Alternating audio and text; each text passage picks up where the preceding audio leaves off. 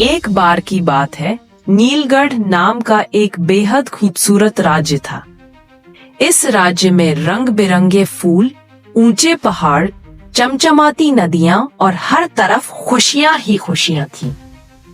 नीलगढ़ के बीचों बीच एक बड़ा और जादुई राजमहल था। रात होते ही वह नीली रोशनी से जगमगा उठता था। वहीं राजा वीर प्रताप और रानी सुरभि रहते थे।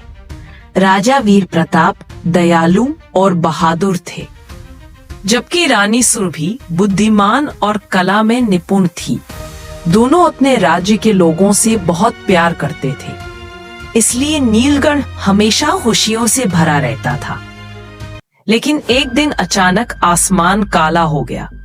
तेज गड़गड़ाहट हुई और बादलों के बीच से एक डरावनी आवाज गूंजी, मैं हूं अंधकार सम्राट, अब इस राज्य की खुशियां मेरी हैं। और देखते ही देखते पूरा महल अपनी नीली चमक खो बैठा।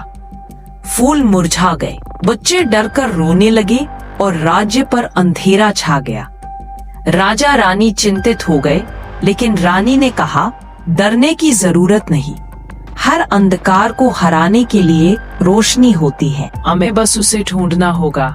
रानी सुरभि महल की सबसे पुरानी जादुई किताब लेकर आई और उसे खोलते ही हवा में चमकते अक्षर उभर आए।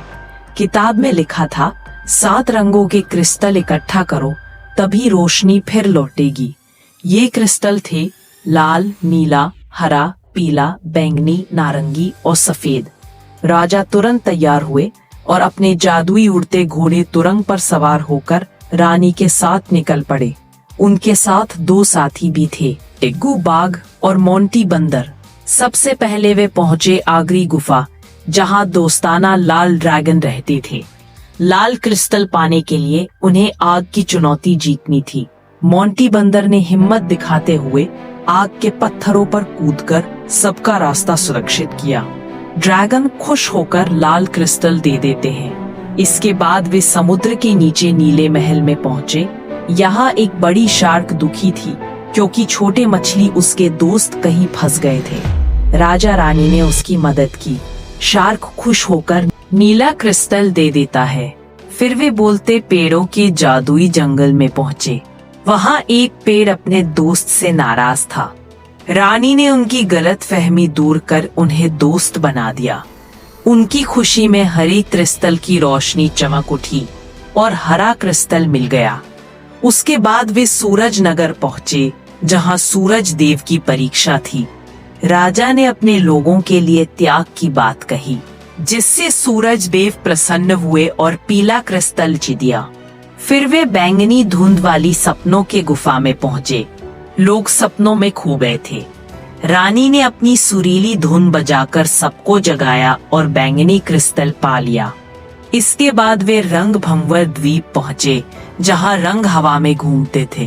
टिग्गू और मोंटी ने उससे दोस्ती की और बदले में नारंगी क्रिस्टल मिला।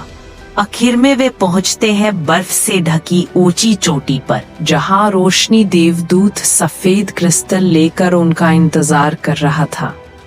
उन्होंने राजा रानी की एकता, साहस और दयालुता को देखकर आखिरी क्रिस्टल भी उन्हें सौंप दिया। 7 क्रिस्टल लेकर वे महल लौट आए और उन्हें इंद्रधनुषी मीनार में लगाया। जैसे ही क्रिस्टल जड़े में लगे, आसमान में रोशनी का विशाल इंद्रधनुष फैल गया। पूरा राज्य फिर से चमक उठा। अंधकार सम्राट चीखता हुआ गायब हो गया और नीलगढ़ में फिर से खुशियां लौट आईं। फूल खिले, बच्चे खेलने लगे और राज्य में उजाला चमक उठा। उस रात महल में भव्य उत्सव मनाया गया। मिठाइयां बंटी, ढोल नगाड़े बजे और सबने नृत्य किया। रानी ने कहा, खुशियां तभी लौटती हैं जब हम एक दूसरे का साथ देते हैं। राजा मुस्कुराकर बोले, और थोड़ा सा साहस और दोस्ती भी जरूरी है। इस तरह नीलगढ़ में फिर से हंसी, प्यार और जादू लौट आया। कहानी का संदेश एकता, दयालुता और साहस, यही असली जादू है। जब हम साथ होते हैं तो कोई अंधेरा हमारी रोशनी नहीं छीन सकता।